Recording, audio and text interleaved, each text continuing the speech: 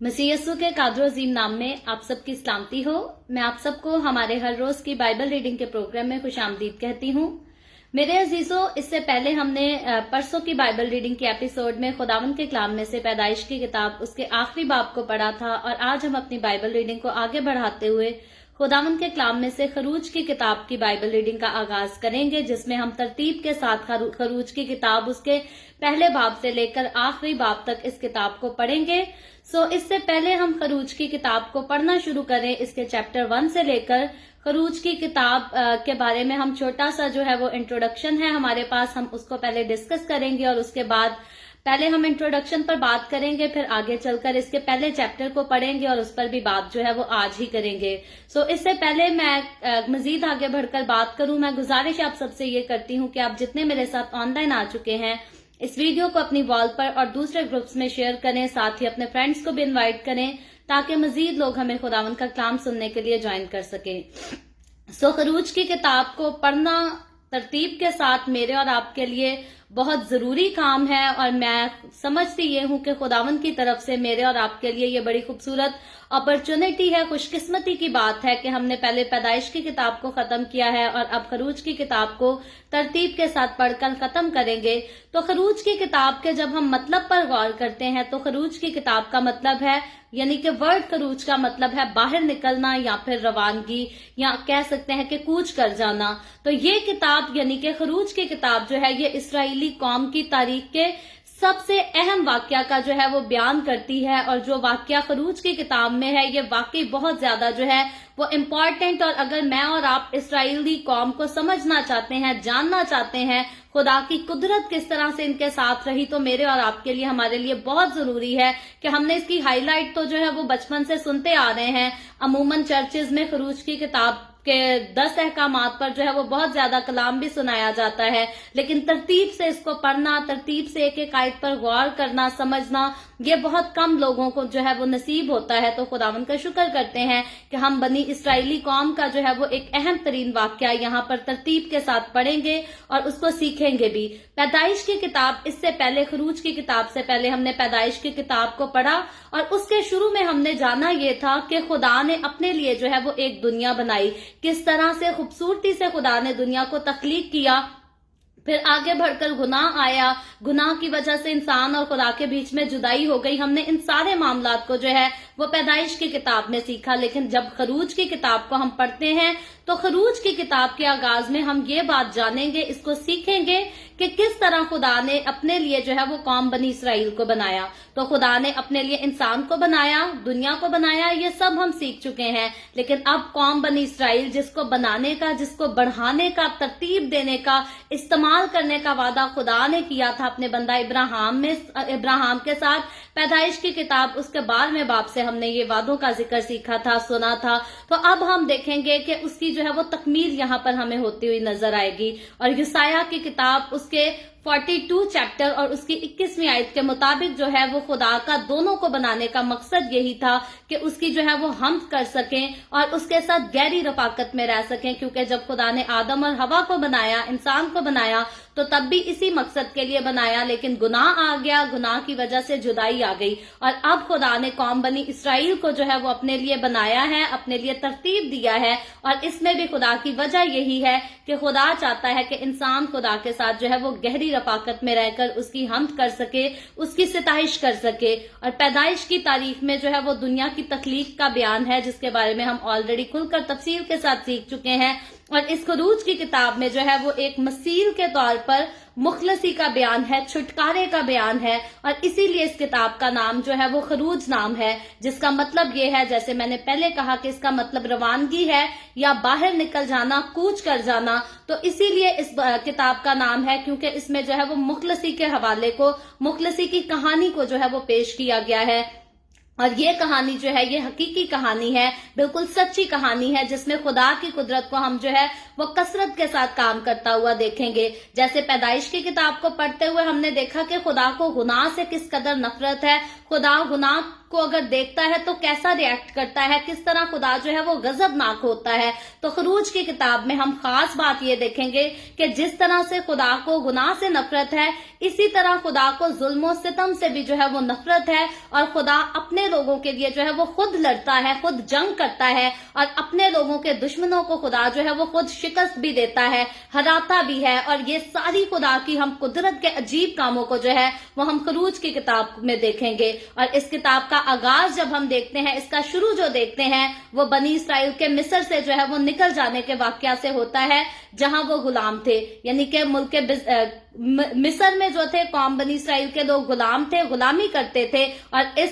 کتاب کے شروع میں یہ قوم جو ہے یہ ملک مصر میں سے نکل کر پھر سے وعدے کی سرزمین کی طرف جو ہے وہ روانہ ہو جائے گی. اور بنی اسرائیل کا ایک قوم بننا پھر بالکل جو ہے یہ ہمیں ایک نئی تخلیق نظر آتی ہے. جیسے آدم اور ہوا کا بننا, باغ عدن کا بننا, وہ ساری ایک تخلیق تھی. تو یہاں جب قوم بنی اسرائیل بنتی ہے, ایک خوبصورت قوم بن جاتی ہے جو بڑی طاقتور ہے, بڑی زور والی ہے, بڑی قدرت والی ہے, تو یہ بھی خدا کی طرف سے جو ہے اس دنیا میں ایک نئی تخلیق کا کام تھا. اور اس کتاب کے جو ہے 4 بڑے حصے ہیں. پہلے تو ہم دیکھیں گے کہ عبرانیوں کا جو ہے وہ غلامی سے آزاد ہونا, اس کتاب کا پہلا حصہ یہ ہے. اس کے بعد دوسرا حصہ ہے عبرانیوں کا جو ہے وہ کوہ سینا تک سفر کرنا, اس کو ہم فیوچر میں جا کر پڑھیں گے. اور کوہ سینا پر پھر ہم دیکھتے ہیں کہ تیسری بات یہ ہے کہ خدا کا اپنی امت سے جو ہے وہ عہد باندھنا. خدا کوہ سینا پر اپنی امت کے ساتھ عہد باندھے گا. اس کے بارے میں فیوچر میں جو ہے ہم ترتیب سے سیکھیں گے اور دیکھیں گے کہ اس میں خدا کا جو ہے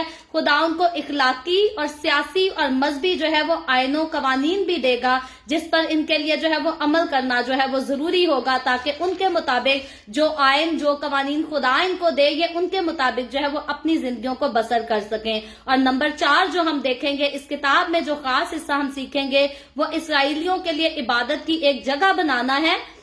اور اسے پھر آراستہ بھی کرنا ہے. اور خدا نے کیا کیا کیا جب اس نے اپنے لوگوں کو غلامی سے آزاد کرایا اور انہیں ایک قوم بنایا, اور پھر انہیں فیوچر کے لیے ہم دیکھتے ہیں کہ ایک خوبصورت خدا نے امید بھی دلائی. اور خروج کی اس کتاب کا مرکزی انسانی کردار جو ہے وہ ہم موسیٰ کو دیکھیں گے. موسیٰ کو خدا بڑی قدرت کے ساتھ استعمال کرے گا تاکہ قوم بنی اسرائیل کو مصر کی غلامی میں سے نکال کر جو ہے خدا وعدے کی سرزمین تک لے کر جا سکے. اور موسیٰ کے بارے میں اگر دیکھیں تو موسیٰ وہ شخص ہے جسے خدا نے جو ہے وہ چن لیا, مقرر کر لیا کہ اس کے لوگوں کا جو ہے وہ رہنما ہو کر انہیں مصر سے نکالے, انہیں غلامی کے گھر سے چھڑا کر وعدہ کی سرزمین تک جو ہے وہ لے کر جا سکے. اور موسیٰ جو ہے وہ اس کتاب میں اپنے تفصیلی حالات اور پھر ان واقعات کا بیان تفصیل کے ساتھ کرتا ہے جن کا وہ جو ہے وہ گواہ تھا, چشمدید گواہ تھا, اور جن میں اس نے خود نمایاں حصہ بھی لیا تھا. تو موسیٰ نے جتنی باتیں لکھی یہ ساری جو ہے بالکل حقیقت پر مبنی ہے,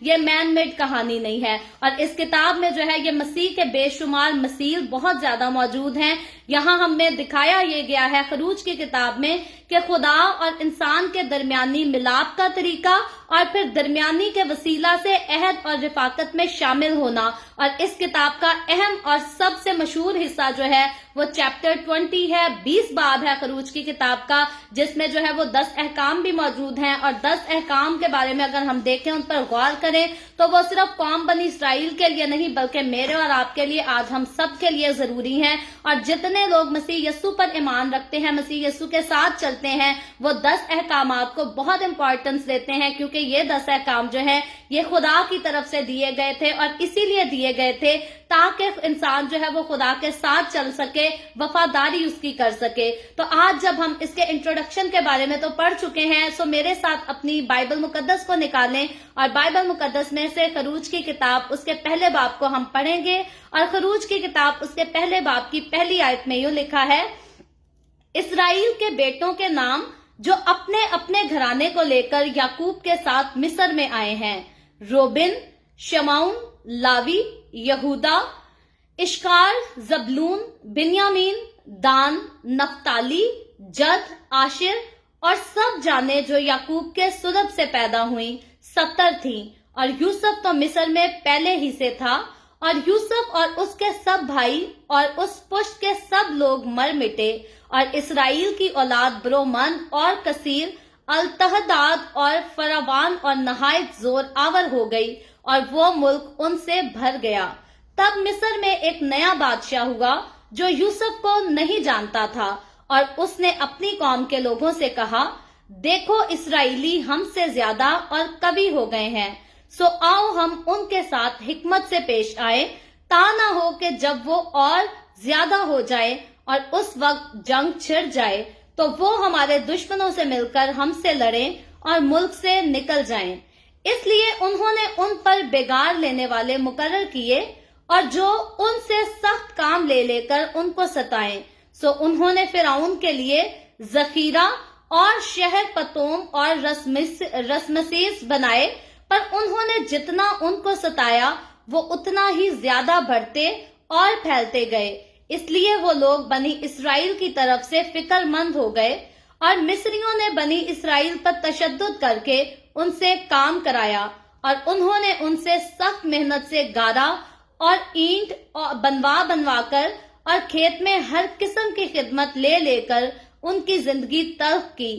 ان کی سب خدمتیں جو ان سے کراتے تھے تشدد کی تھی۔ تب مصر کے بادشاہ نے عبرانی دائیوں سے،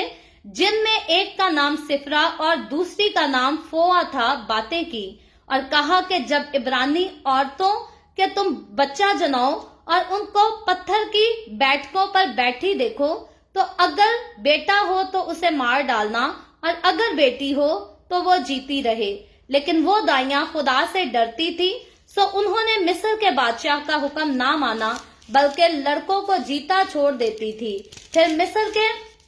بادشاہ نے دائیوں کو بلوا کر ان سے کہا،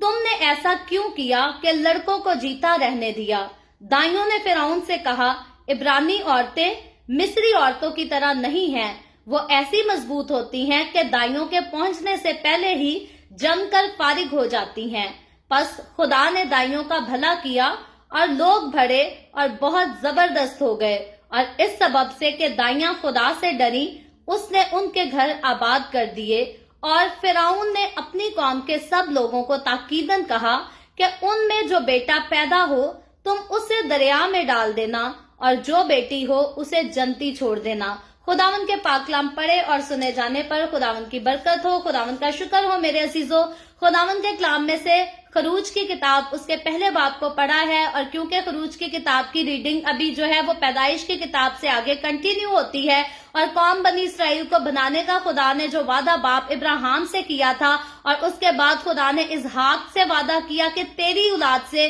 میں اس قوم کو جو ہے بناؤں گا۔ اور پھر ہم نے پیدائش کی کتاب میں بڑے تفصیل سے وضاحت کے ساتھ سیکھا کہ کس طرح سے خدا نے اسحاق کے بیٹے یعقوب کو چنا اور یعقوب کو جو ہے وہ اسرائیل کا نام دیا، اور یعقوب کے 12 بیٹوں کو جو ہے وہ اسرائیل کے 12 قبیلوں کا نام دیا گیا، اور انہی سے قوم بنی اسرائیل کا جو ہے وہ آگے بڑھنا جو ہے وہ ضروری تھا، اور یہ خدا کے وعدہ کی جو ہے وہ تکمیل تھی۔ تو یہاں ہم دیکھتے ہیں کہ آج اس سے پہلے پیدائش کی کتاب میں ہم خدا کے وعدوں کو دیکھ رہے تھے کہ خدا ابراہیم سے کہتا ہے کہ میں تیری قوم کے لوگوں کو، میں تیری نسل کے لوگوں کو جو ہے ایک ایسے ملک میں لے کر جاؤں گا جہاں وہ غلامی کریں گے، جہاں وہ ظلم و ستم سہیں گے، دکھوں کو، تکلیفوں کو برداشت کریں گے۔ اور پھر خدا نے ابراہیم سے کہا تھا کہ بعد میں ان کو جو ہے وہ واپس بھی لے آؤں گا، اور یہی بات، یہی پیشن گوئی خدا نے جو ہے وہ ابراہیم سے بھی کی، اور پھر یعقوب کے ساتھ بھی خدا نے جو ہے وہ یہی پیشن گوئی کی۔ اور ہم نے جب یعقوب کی موت کے بارے میں پڑھا، جب یعقوب کی وفات کے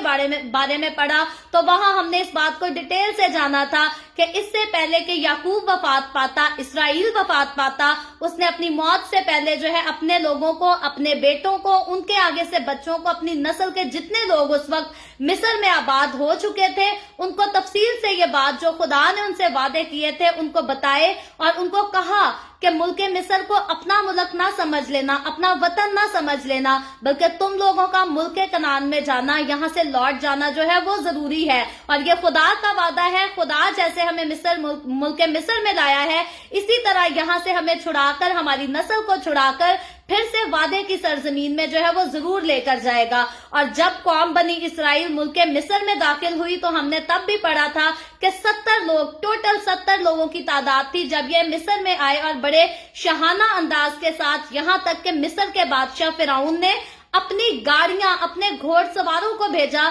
ताकि कौम बनी इसराइल के लोगों को, इब्रानी लोगों को मुल्क मिस्र में जो है वो ला सके। तो मुल्क मिस्र में रहने वाले इब्रानी वो सारे 70 लोग जो यूसुफ के वसीला से मुल्क मिस्र में आए थे, वो बड़े अच्छे तरीके से रहते थे और उनको वहां पर किसी किस्म की कोई कमी नहीं थी। यहां तक के जब आसपास के सारे मुल्कों में काल बहुत सख्त था तो इनके पास अनाज जो है वो अफराद से मौजूद था और यूसुफ अपने भाइयों की, उनके घरानों की, अपने बाप की, यानी कि सारे इब्रानी लोग जो कनान से मिस्र में आए थे, यूसुफ उन सब की जो है वो परवरिश करता था और इनकी जिंदगियां बड़ी खुशहाल जिंदगियां थी। यहां तक के काल के दौर में और काल के बाद ये बड़े खुशहाल लोग थे जो मुल्क मिस्र में इब्रानी लोग रहते थे। लेकिन अब हम देखते हैं कि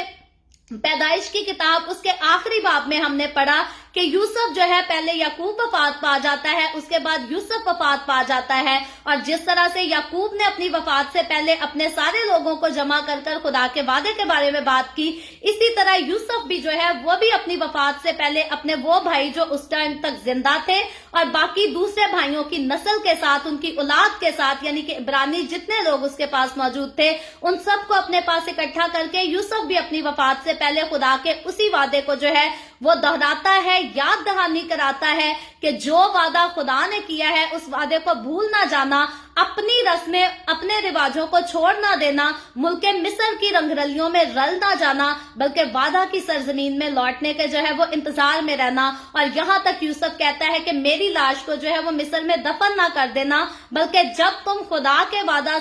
वादा के मुताबिक मुल्क कनान के लिए रवाना हो तो मेरी हड्डियों को जो है वो भी जरूर यहाँ से ले जाना। तो आज का चैप्टर जब हम खरूज की किताब का पहला चैप्टर पढ़ते हैं और इसकी पहली आयत से जब हम पढ़ते हैं तो यहाँ लिखा है, इसराइल के बेटों के नाम जो अपने अपने घराने को लेकर याकूब के साथ मिस्र में आए ये है। उसके बाद दूसरी आयत में जो है, दूसरी और तीसरी आयत में याकूब के सारे 12 बेटों के जो है वो नाम बताए गए हैं। तो याद रखें, याकूब के 12 बेटे, इनके नाम, इनके नामों के मतलब और इनको जो जो याकूब ने बरकत दी, जो जो नबूवतें इनके लिए की, इनके बारे में ऑलरेडी जो है हम तफसील से पढ़ चुके हैं। और 5वीं आयत जब हम यहाँ पढ़ते हैं तो 5वीं आयत में लिखा है, और सब जाने जो याकूब के सुलभ से पैदा हुई 70 थी और यूसुफ तो पहले ही मिस्र में मौजूद था। तो यहाँ हम देखते हैं कि जब कौम बनी इसराइल जो है मुल्क मिस्र में आई तब तक ये इब्रानी लोग थे और खुदा ने इनको कौम बनाने का जो है इनसे वादा किया था। तो जब ये यहाँ आए मुल्क मिस्र में तो ये 70 लोग थे और यूसुफ के बारे में हमने ऑलरेडी पढ़ा है, किस तरह से क्यों मौजूद था और क्या करता था और क्या वसीला बना के ये मुल्क मिस्र में आकर ठहर जाते। तो आगे चलकर जब 6ठी आयत को पढ़ते हैं तो लिखा है, और यूसुफ और उसके सब भाई और उस पुष्ट के सब लोग मर मिटे। अब देखते हैं कि याकूब के साथ जितने लोग मुल्क मिस्र में दाखिल हुए थे, यूसुफ तो पहले ही मिस्र में गुलामी करने के लिए आया था, लेकिन खुदावंद के हाथ, उसके फजल के बायस जो है वो मिस्र का आकर हाकिम ठहरा। ये खुदा की बरकत थी। तो यूसुफ और फिर बाकी जितने इब्रानी लोग जो हैं मुल्क मिस्र में आए थे, यानी कि 70 लोग, वो अपने अपने टाइम से जो है वो दुनिया से चल बसे, वो वफात पा चुके, मर मिटे। और 7वीं आयत में लिखा है, और इसराइल की औलाद बरोमंद और कसीरल तादाद और फरावान और नहायत जोरावर हो गई। तो यहाँ हम देखते हैं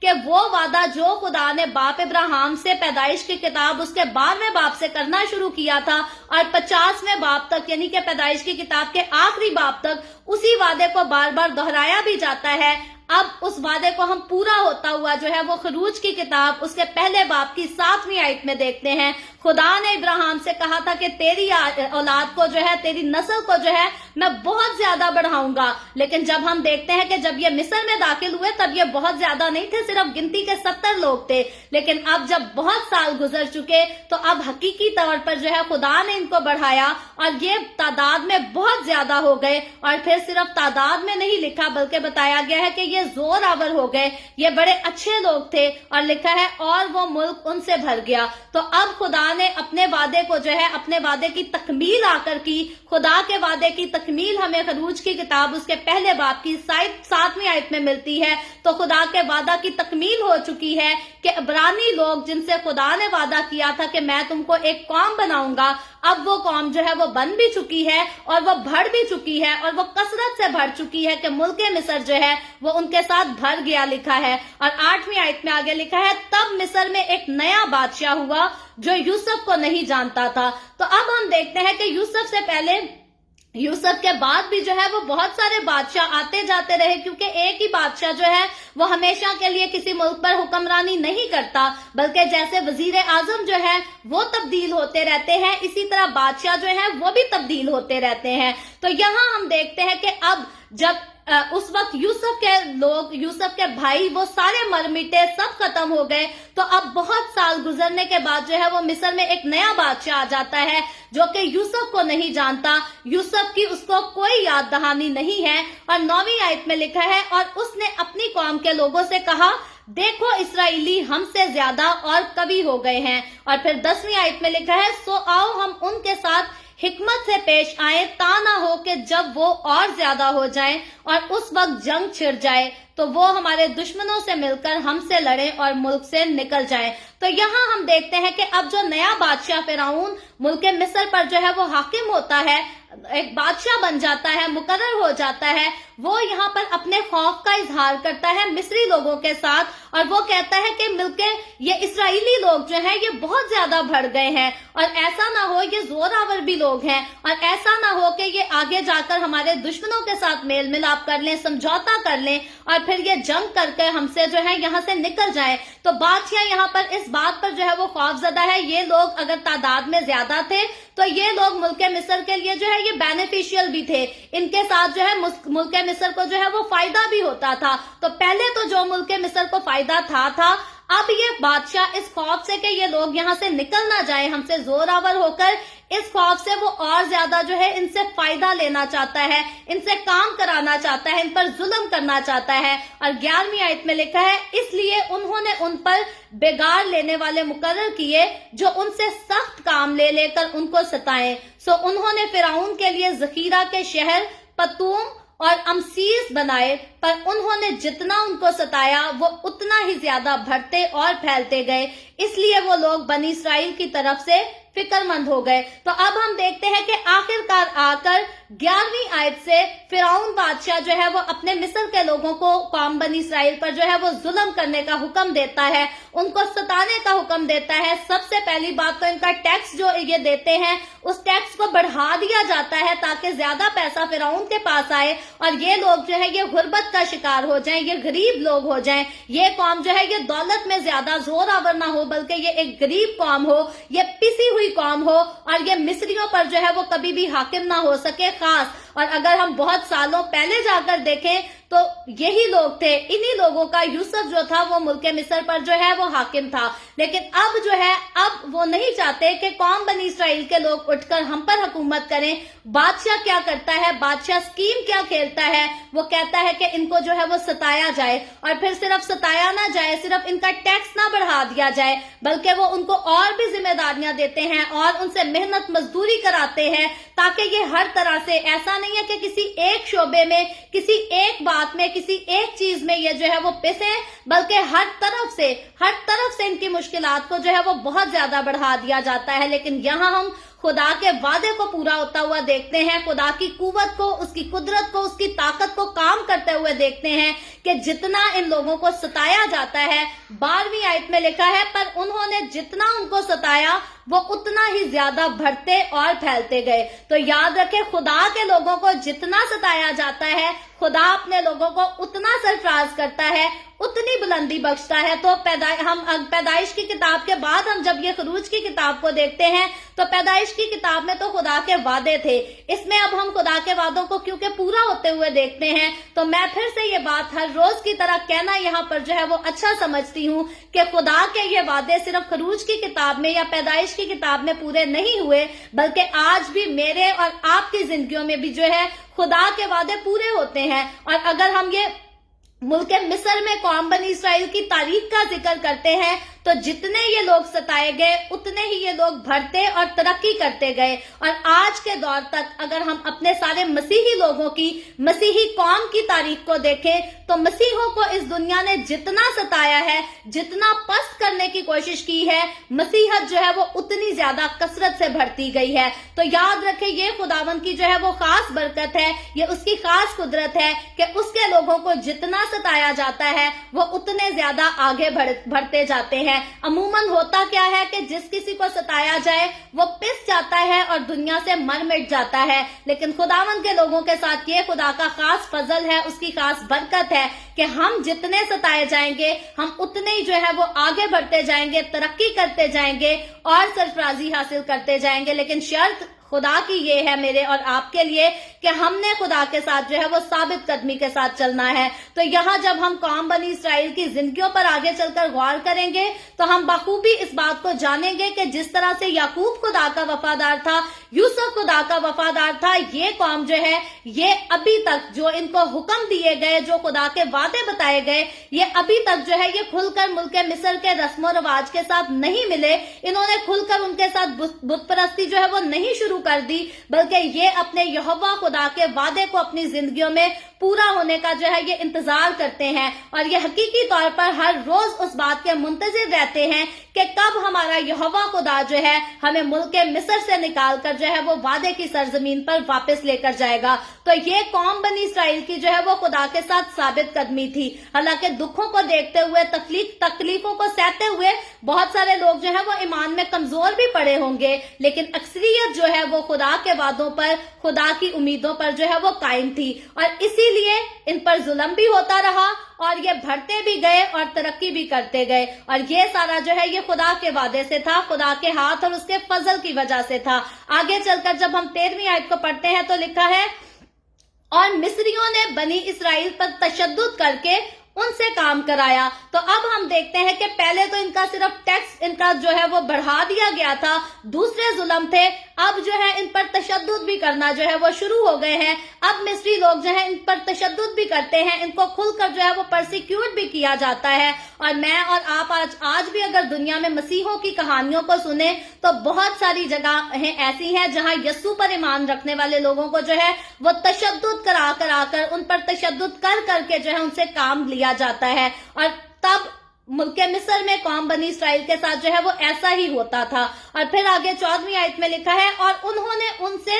سخت محنت سے گارا اور اینٹ بنوا کر اور کھیت میں ہر قسم کی خدمت لے کر ان کی زندگی تلخ کر دی۔ تو اب ہم دیکھتے ہیں کہ یہ ان پر تشدد بھی کرتے تھے، ان کو مارتے پیٹتے بھی تھے، پھر ان سے اینٹیں بھی بنواتے تھے اور پھر کھیت میں بھی کام کراتے تھے، یعنی کہ ہر قسم کی محنت مزدوری جو ہے یہ قوم مصر کے لوگ جو ہیں قوم بنی اسرائیل سے کراتے تھے، اور اس کی وجہ سے ان کی زندگیاں جو ہے وہ تلخ ہو گئی تھی، مصیبت میں پڑ گئی تھی، تکلیف میں پڑ گئی تھی۔ اور لکھا ہے ان کی سب خدمتیں جو وہ ان سے کراتے تھے تشدد کی تھی۔ تو پھر ہم دیکھتے ہیں کہ یہ تشدد کی تھی، ظلم و ستم کے ساتھ جو ہے یہ کثرت سے بھری ہوئی تھی۔ لیکن یاد رکھیں یہ واقعہ جو ہے یہ ہونا ضرور تھا، خدا کی مرضی اس میں شامل تھی، ادروائز خدا کی مرضی شامل نہ ہوتی تو مصر کی کیا مجال تھی کہ قوم بنی اسرائیل کو جو ہے وہ ہاتھ بھی لگا جاتے۔ تو خدا نے اس قوم کو جو ہے وہ بہت سرفرازی دینی تھی، بہت بڑھانا تھا، ہمیشہ کے لیے بڑھانا تھا، اسی لیے خدا نے ان کو اتنے سخت امتحان سے جو ہے وہ نکلنے کے لیے، گزرنے کے لیے جو ہے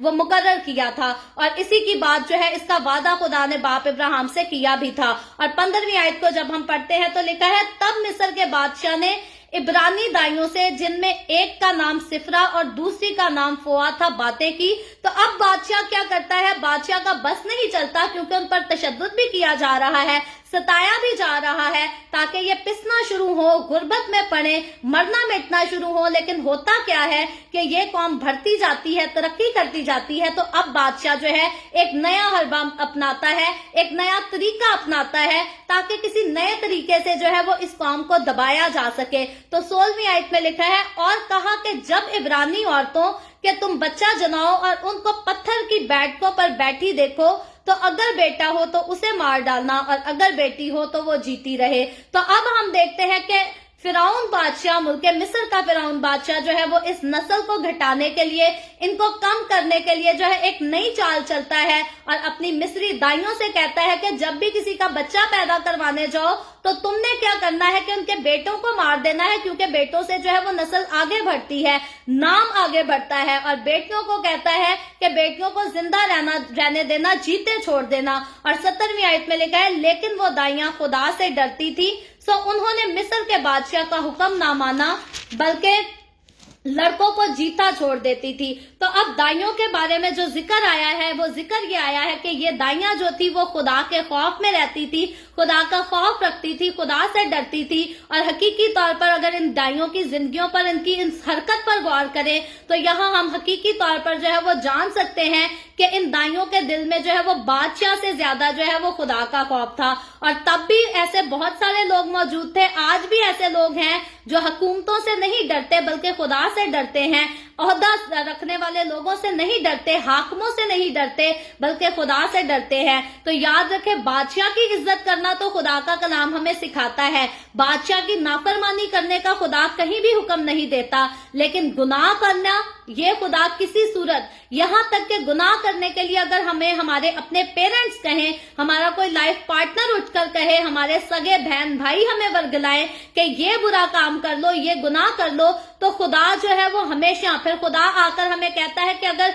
अच्छाई और बुराई में से किसी चीज को चुनना पड़े तो हमारे लिए अच्छे काम को चुनना जरूरी है और बुरे काम को रद्द करना जरूरी है। फिर भले वो बुरा काम का हुक्म हमारे अपने पेरेंट्स दें, हमारे बहन भाई दें, हमारे दोस्त दें, हमारे लाइफ पार्टनर क्यों ना दें। याद रखें, यहाँ ये दाइयां जो है ये खुदा का खौफ जो है ये बादशाह के खौफ से ज्यादा मानती थी। और आगे हम देखेंगे कि खुदा इसके एवज जो है इनको बरकत भी देता है। और आज भी बहुत सारे लोग अगर अपने करीबी रिश्तों को ठुकरा भी देते हैं, अपने करीबी रिश्तों को नाराज भी कर देते हैं खुदा की मर्जी पर चलने के लिए, खुदा के खौफ में रहने के लिए, तो याद रखें दुनिया से तो लान तान उनको मिलता ही है। ये दुनिया तो उनको जो है वो तर्क कर देती है, ठुकरा देती है, लेकिन खुदा खुद जो है उनकी इज्जत करता है और उनको बढ़ाता भी है और उनको बरकत भी बख्शता है। तो इन दाइयों के लिए हम जो है ये खास बात देखते हैं कि ये खुदा का खौफ मानती थी और आगे चलकर हम देखेंगे कि खुदा भी इनको जो है वो फेवर देता है।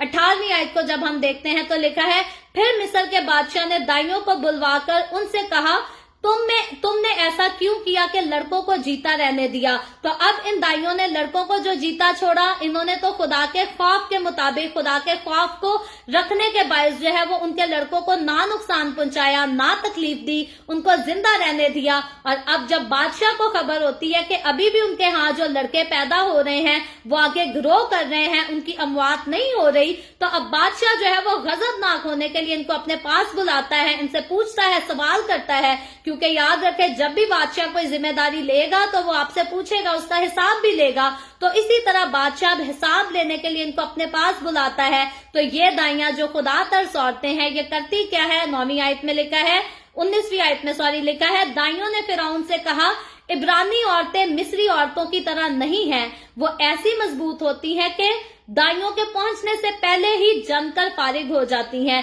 तो यहाँ हम देखते हैं कि दाइयां जो है वो फिर से अपनी फेवर में जो है वो एक बात कहती हैं और यहाँ वो जो है वो इब्रानी औरतों की तारीफ भी करती हैं और वो ये भी कहती हैं कि इब्रानी औरतें जो है ये मिस्री औरतों से ज्यादा ताकतमंद है, ज्यादा जोर आवर हैं और यही वजह है कि हमारे लिए मुमकिन नहीं कि इनके बच्चों को मारें, क्योंकि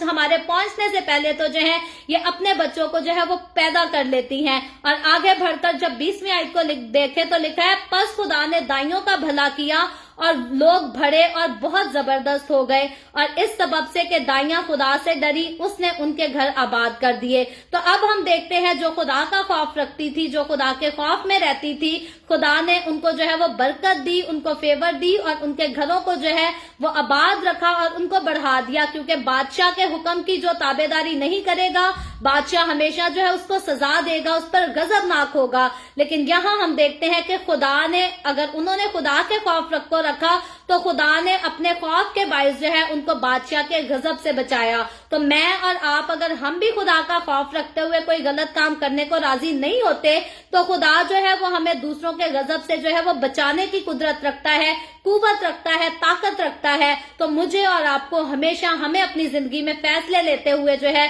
ये बात जरूर सोचनी चाहिए, इस बात को जरूर जानना चाहिए कि जो हम फैसला ले रहे हैं उसमें इंसान की खुशी ज्यादा है या खुदा की खुशी ज्यादा है। अगर तो हमारे फैसलों से खुदा खुश नहीं तो हमें ऐसे कामों में, ऐसे मामलात में पड़ने की जरूरत नहीं, क्योंकि अगर हमारे फैसलों में खुदा खुश है, इंसान नहीं खुश, तो खुदा हमें इंसानों से भी बचाएगा, हुकूमतों से भी बचाएगा, बलाओं से, वबाओं से, हर चीज से बचाएगा। लेकिन अगर हम खुदा ही को नाराज कर देते हैं तो फिर हमें इस दुनिया से जो है वो कुछ नहीं मिलने वाला, क्योंकि दुनिया से अगर वक्ती तौर से हमें कोई दौलत भी मिल जाए, कोई मुकाम भी मिल जाए, तो वो हमेशा के लिए जो है वो हमारे साथ साथ नहीं रहता। लेकिन खुदावंद का कलाम बताता है कि हम अगर खुदावंद के साथ चलते हैं, उसके डर और उसके खौफ में जिंदगी गुजारते हैं, तो फिर हमारे अमाल जो हैं वो हमारे साथ साथ जाते हैं और हमारे अमाल के मुआफिक जो है खुदा हमें बरकत भी देखता है और उनका अजर भी देता है। आगे बढ़कर जब हम 22वीं आयत को पढ़ते हैं, आज के इस चैप्टर की आखिरी आयत को पढ़ते हैं, तो लिखा है,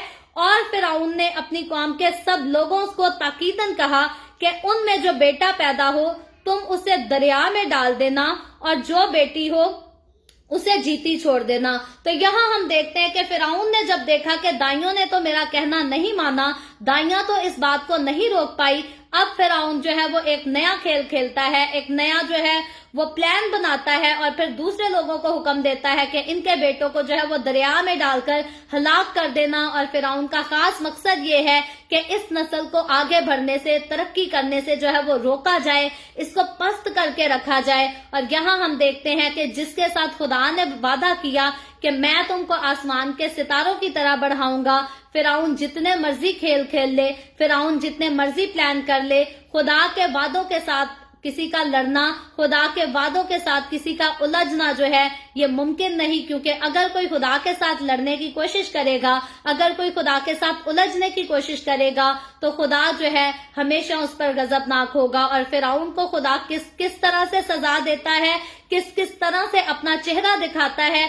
इसको फ्यूचर में जो है हम बड़ी तरतीब से सीखेंगे। सो बाज़ोकात ये जो फिरौन जो है कौम बनी इसराइल के लोगों को मरवाना चाहता है, तो बाज़ोकात हमारे कुछ मसीही स्कॉलर जो है वो इस वाक्य को जो है वो मुकाशफा की किताब उसके 13वें बाब के साथ जो है वो रिलेट कर देते हैं और कहते हैं कि अज़दहा जो अज़दहा औरत के हाथ में जिस बच्चे को मारना चाहता है वो यही वाला चैप्टर है, इसी के बारे में लिखा गया है। लेकिन याद रखें, मुकाशफा की किताब के 13वें बाब को जब हमने तफसील से पढ़ा था तो उसमें हमने देखा था कि वो मुखालफे मसीह के दौर की बात है, वो अब के दौर की बात नहीं। सो कुछ स्कॉलर जो है वो इस राय को पेश करते हैं कि ये चैप्टर, ये बातें जो है ये मुकाशफा की किताब उसके 13वें बाब की बातें हैं। लेकिन याद रखें, हमने तफसील से सीखा है, सो हमें यहाँ पर गुमराह होने की जरूरत नहीं। ये वाकया दिखता तो उसी जैसा है, लेकिन इसी जैसा वाकया मुखालफे मसीह के दौर में आगे चलकर फ्यूचर में भी जरूर आएगा। लेकिन मेरी दिल से दुआ है जब ऐसा वाकया होगा तो, क्योंकि खुदावंद के कलाम में से हमने सीखा, अच्छे से समझा, अच्छे से जाना कि जब मुखालफे मसीह का दौर आएगा तो मसीह की कलीसिया, खुदावंद यस्सु की कलीसिया जो है वो ऑलरेडी बादलों पर उठाई जा चुकी होगी। सो हम खुदावंद के साथ आसमान पर होंगे, उसकी शुक्रगुजारी करते हुए, उसकी हमद, उसकी तारीफ के गीत गाते हुए उसके साथ होंगे। सो हमें उस दौर से, मुखालफे मसीह के दौर से, हमें एजार सानी का जो दोबारा ग्रेट ट्रिबुलेशन का दौर आएगा, मसीह के साथ चलते हुए, मसीह के वादों पर कायम रहते हुए, हमें उस दौर से डरने की जरूरत नहीं। तो ये कौम बनी इसराइल जो थी, इसने तो मिस्र में जो है वो मुसीबतों को देखा। मैं और आप आज हम अगर मसीही लोग हैं तो हम इस दुनिया में रहते हुए हम भी जो हैं वो कम मुश्किलात को नहीं देखते। तो याद रखें, जैसे पैदाइश की किताब के आखिरी चैप्टर की रीडिंग के आखिर में मैंने बात की थी कि इसराइलियों के सामने तो मुल्क कनान का वादा था, लेकिन आज मेरे और आपके सामने हमारे लिए मुल्क कनान का वादा नहीं, मेरे और आपके लिए, हमारे लिए आसमान की बादशाही का वादा है। मुझे और आपको अगर आज हमें मुसीबतों को सहना है, दुखों को सहना है, तकलीफों को बर्दाश्त करना है, तो हमारा जो वादा खुदा ने हमसे किया है वो आसमान की बादशाही में में दाखिल करने का वादा किया है, नया आसमान, नई जमीन, नया यरूशलेम। तो हम उस वक्त के इंतजार में हैं जब यीशु मसीह बादलों पर आकर हमें अपने साथ ले जाएगा और फिर हमें जो है वो हमेशा की आसमान की बादशाही में दाखिल करेगा। हमें एक ऐसी खूबसूरत सरजमीन में खुदा आबाद करेगा जहां ना दुख होंगे, ना तकलीफें होंगी, ना रोना होगा, ना बीमारी होगी, किसी किस्म का कोई कोरोना वायरस भी नहीं होगा। तो जिस तरह से कौम बनी इसराइल को हम देखते हैं कि वो जुल्म सितम को जो है वो बर्दाश्त करते हैं, वो तकलीफों को बर्दाश्त करते हैं, बेहद उनको परसिक्यूट किया जाता है और वो इन सारी चीजों को बर्दाश्त करने के बावजूद जो है उस मुल्क में वहां डटे रहते हैं, ईमान पर कायम रहते हैं। मुझे और आपको आज जब हम भी तरह तरह की कहानियां सुनते हैं कि आज इस मसीही फैमिली को परसिक्यूट कर दिया गया है, आज इस मसीही घराने को जला दिया गया है और कल को हमारी भी बारी आ सकती है, क्योंकि हमारी जिंदगियां, मसीहों की जिंदगियां जो है वो हर वक्त रिस्क में रहती हैं। किसी मसीह को नहीं पता कि किस वक्त उस पर जो है वो कौन सा इल्जाम लगाकर उसको परसिक्यूट कर दिया जाए, उसको तकलीफ दे दी जाए, उसके घराने को तकलीफ दे दी जाए। तो मुझे और आपको इन सारी परसिक्यूशंस को आसपास होते हुए, देखते हुए और यहाँ तक कि खुद इनका हिस्सा बनते हुए हमें कभी भी अपने ईमान से जो है वो मुनकर नहीं होना, हमें कभी भी अपने ईमान से पीछे नहीं हटना, क्योंकि यीशु ने हमसे जो वादा किया है वो आला वादा किया है। वैसे तो दुनिया में बहुत सारे नबी आए, बहुत सारे पैगंबर आए। किसी ने कहा आप अपनी नेकियों से जन्नत में चले जाओगे, किसी ने कहा कि आप अपनी एक नेकी से भी जन्नत में जा सकते हो, किसी ने कहा ये कर लोगे, किसी ने कहा ये कर लोगे तो नेकी तो जन्नत मिल जाएगी। लेकिन वाहिद यीशु मसीह है जिसने गारंटी दे दी। यीशु के अलावा जन्नत की गारंटी जो है और किसी ने दी ही नहीं। तो जन्नत से जो आया था उसी ने जन्नत की गारंटी दे दी और यीशु ने साफ कह दिया कि मुझ पर ईमान लाओ तो मर भी जाओ तो भी जिंदा रहोगे। तो यीशु जैसी खूबसूरत बातें, यीशु जैसे खूबसूरत वादे जो है वो किसी ने इस दुनिया में आकर नहीं किए। फिर कोई अपोस्टल की सूरत में आया, कोई नबी की सूरत में आया, कोई पैगंबर की सूरत में आया, कोई बादशाह की सूरत में आया, जितने भी लोग आए, यीशु जो है वो उसका आना भी खास, उसका रहना भी खास, उसका बयान करना, बोलना, तालीम देना वो भी खास और इस दुनिया से जाना भी खास। और याद रखे जब वो अपने वादा के मुताबिक दोबारा इस दुनिया में आएगा, अपनी कलीसिया को लेने के लिए, अपनी दुल्हन को लेने के लिए आएगा, तो उसका आना भी जो है वो भी खास होगा। लेकिन यहाँ खास बात यह है कि उसके आने पर उसके साथ जाएंगे वही लोग जो खास यीशु की खास बातों पर अमल करके उसके खास लोग हो जाएंगे। क्योंकि जब हम यीशु की खास बातों को देख लेते हैं, जान लेते हैं, अपनी जिंदगी में अपना लेते हैं, तो फिर हम कोई आम लोग नहीं रहते। फिर दुनिया भले हमें चूड़ा कहे, भंगी कहे, जो मर्जी कहे, याद रखे बाइबल मुकद्दस कहती है कि जो कोई एक बार यीशु के पास आ गया वो शाही काहिनों का फिरका हो जाता है। तो हम शाही काहिनों के फिरके के लोग हैं, हम कोई आम लोग नहीं, हम कोई मामूली लोग नहीं, हम वो लोग हैं जिन्होंने खुदावन के साथ जो है वो आसमान की बादशाही में दाखिल होना है, शामिल होना है। हम वो लोग हैं जिन्होंने नए आसमान, नई जमीन और नए यरूशलेम में रहकर खुदावन यीशु के जलाल से मुनव्वर होकर जो है वो चमकना है, पूरी दुनिया को रोशनी देनी है। तो फिर मैं कहती हूँ यीशु तो जब आएगा, मुझे और आपको आज इस रूहे जमीन पर रहते हुए भी जो है वो यीशु की रोशनी को अपने अंदर लेना है और इस रोशनी को जो है वो दूसरों पर चमकाना है। क्योंकि हमारा खुदावन के साथ चलने का, खुदावन यीशु के कलाम को दूसरों के साथ शेयर करने का खास जो मकसद है वो यही मकसद है कि हम निजात की रोशनी को जो है वो दूसरों के पास लेकर जा सके। और याद रखे रोशनी जब भी जिस जगह पर जाती है तो वहां जितनी मर्जी तारीकी हो, रोशनी के जाने से जो है वो उजाला हो जाता है, सब कुछ साफ दिखाई देने लग जाता है। तो खुदावन के कलाम की रोशनी को जब मैं और आप हम अपनी जिंदगी में रख लेते हैं तो हमने जहां से भी गुजरना है, जहां कहीं भी हमें कदम रखना नसीब होता है, ये रोशनी जो है ये नजर आनी चाहिए। इस रोशनी से जो है वो तारीकी में उजाला होना चाहिए। और अगर ये कलाम की रोशनी है तो ये उजाला कहाँ करेगी? ये उजाला जो है ये गुनाह की अंधेरी जिंदगियों में उजाला करेगी। तो मुझे और आपको कलाम की रोशनी के साथ जो है दूसरों की जिंदगियों से गुनाहों को मिटाने की जरूरत है। लेकिन याद रखें अगर ये रोशनी आपके ही अंदर नहीं चमकी तो आप दूसरों की जिंदगियों में इस रोशनी को जो है वो नहीं पहुंचा सकते। इसकी किरणें दूसरों की जिंदगियों को टच नहीं कर सकती क्योंकि ये रोशनी आपके अंदर नहीं। सो आपकी अपनी जिंदगी से गुनाह का खात्मा जरूरी है और जब आपकी जिंदगी से गुनाह का खात्मा होगा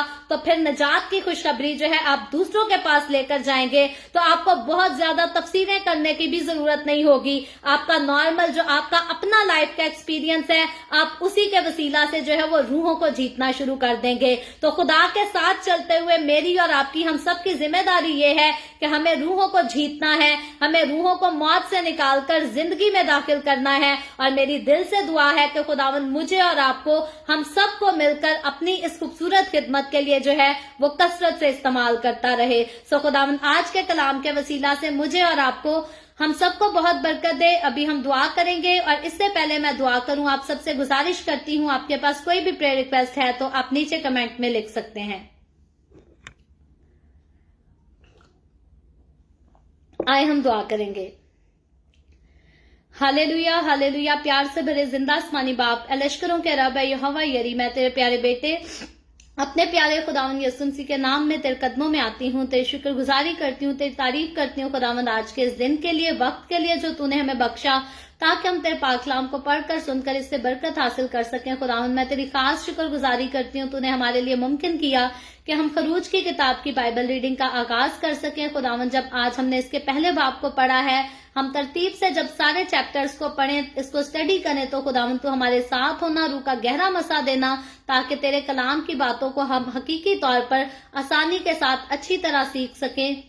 और तेरे साथ खुदावंद तेरे वादों पर अमल कर सकें, ध्यान दे सके, तेरे हुक्मों को जो है वो मान सकें, अमल में लेकर आ सकें। खुदावंद जितने लोग मेरे साथ आज ऑनलाइन आए हैं तेरे कलाम को सुनने के लिए, सीखने के लिए, तेरी बंदी होते हुए खुदावंद इन तमाम लोगों को, इनके घरानों पर तेरी बरकत को मांगती हूँ। तुझसे खुदावंद मैं मिन्नत करती हूँ, तो अपने लोगों के साथ हो, इनके घरानों को बरकत दे, तो अपने लोगों के रोटी पानी में, कारोबार में, हर चीज में कसरत से बरकत को डेल, ताकि तेरे लोगों को कभी किसी चीज की कोई कमी ना आने पाए। इसी तरह खुदावंद जितने लोगों ने इस वीडियो के नीचे कमेंट्स में अपनी अपनी दरखास्तें लिखी हैं, मैं तेरी बंदी होते हुए तेरे लोगों की तमाम दरखास्तों को तेरे सामने पेश करती हूँ। तुझसे मिन्नत करती हूँ खुदावंद, तुझसे दरखास्त करती हूँ अपने लोगों के साथ हो, तमाम तरह की बीमारियों से, दुखों, तकलीफों, परेशानियों से अपने लोगों को आजाद कर, ताकि तेरे लोग आजाद होकर तेरी शुक्रगुजारी करें, तेरे नाम की गवाही दे सकें। जो लोग कोरोना वायरस की वजह से बीमार हैं खुदावंद उनके भी साथ हो, उनको भी शिफा दे, उनकी उम्र को जमीन पर दराज कर। इसी तरह खुदावंद मैं तेरे तमाम खादमों को, मुकद्दसीन को, पाकलीसियों को, परस्तारों को तेरी हुजूरी में याद करती हूँ। हर एक पर अपना हाथ बढ़ा, सबको बरकत दे, अपनी पनाह में ले खुदावंद, अपने जलाल के लिए, अपनी गवाही के लिए और ज्यादा कसरत से इस्तेमाल कर।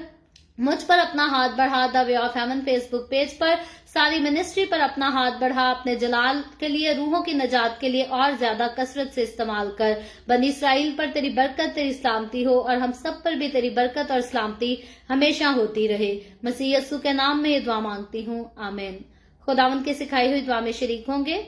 आए हमारे बाप, तुझे आसमान पर है, तेरा नाम पाक माना जाए, तेरी बादशाही आए, तेरी मर्जी जैसे आसमान पर पूरी होती है जमीन पर भी हो। हमारे रोज की रोटी आज हमें दे, जिस तरह हम अपने कर्जदारों को माफ करते हैं, तू भी हमारे कर्ज हमें माफ कर। हमें आजमाइश में ना पड़ने दे, बल्कि बुराई से बचा, क्योंकि बादशाही, कुदरत और जलाल हमेशा तेरे ही हैं, आमीन आमीन। खुदावंद आप सबको बरकत दे। मेरे साथ हर रोज ऑनलाइन आकर खुदावंद के कलाम को सुनने के लिए आप सबका बहुत ज्यादा शुक्रिया। इस कलाम को जगह जगह शेयर करते रहें, ताकि हम सबके वसीला से अंजील की मनादी कसरत से हो सके। सो कल फिर हम मिलेंगे the way of haven Facebook page पर, पाकिस्तान के सुबह 8 बजे, इंडिया के सुबह 8:30 बजे और कनाडा टोरंटो टाइम के मुताबिक रात को 11 बजे। और यूं ही आगे बढ़कर खरूज की किताब के दूसरे बाब को सीखेंगे। और उससे पहले मैं आपसे गुजारिश ये करती हूँ कि अभी तक आपने अगर यूट्यूब के चैनल को सब्सक्राइब नहीं किया, तो नीचे पट्टी पर हमारे यूट्यूब चैनल का नाम लिखा है, इवेंजलिस्ट मारिया ऑफिशियल के नाम से। इस नाम को यूट्यूब पर सर्च करें और इस चैनल को जरूर सब्सक्राइब करें, खुद भी करें, अपने घर के लोगों से, अपनी अजीजों से, दोस्तों से भी कराएं, ताकि वे ऑफ हेवन की ज्यादा से ज्यादा जो है वो सपोर्ट हो सके। सो खुदावंद आप सबके साथ हो, आप सबको बरकत दे, आमीन।